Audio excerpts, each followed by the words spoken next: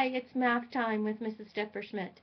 I believe it's time for another joke, so in just a moment I will tell you a riddle, and at the end of the video I'll give the answer. We'll continue with our work with fractions and do some more comparing this time. It's going to get a little bit complicated because we're going to compare unlike fractions.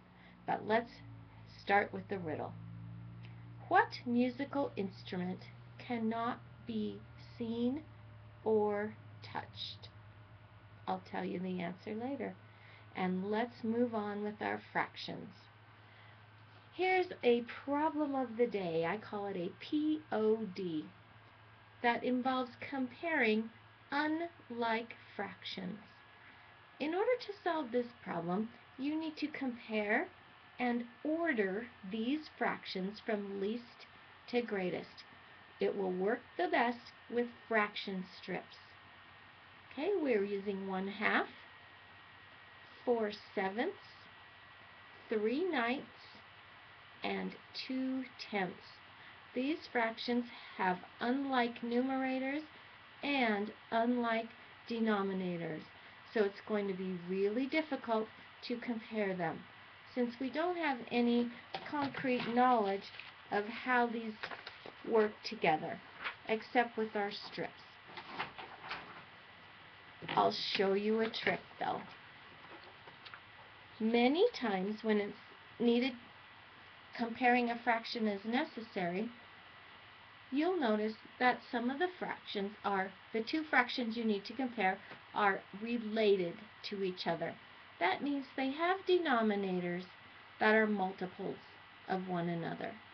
In this set of 6 different fractions, there are 2 that are related. That means they have different denominators, but the denominators are multiples of each other. Hopefully you have picked those out already. The related fractions in this illustration are 1/3 and 4/6. There they are. In order to compare related fractions, we're going to need to remember what equivalent fractions are.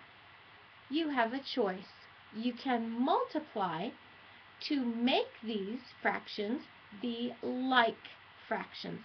When you multiply, that gives us an equivalent fraction, provided you multiply these exact same way to the numerator and denominator. So if we start with our 1/3 and we multiply both numbers by 2, we get 2/6. And look at that. Now we can compare because we have like fractions. We have 2/6 and 4/6, and it's easy to know now which one is more. You're sure it's 4/6 because that would be more pieces, and they're the same size of piece. This time we used multiplication to make like fractions, but you have a choice, like I said. You could multiply, or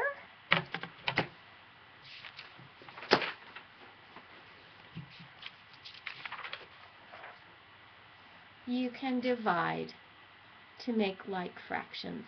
Once again, we're using 1/3 and 4/6.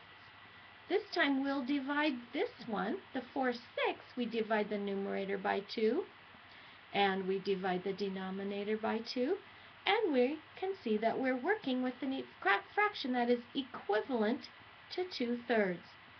It's easy now to compare 1/3 and 2/3 to know which one is more.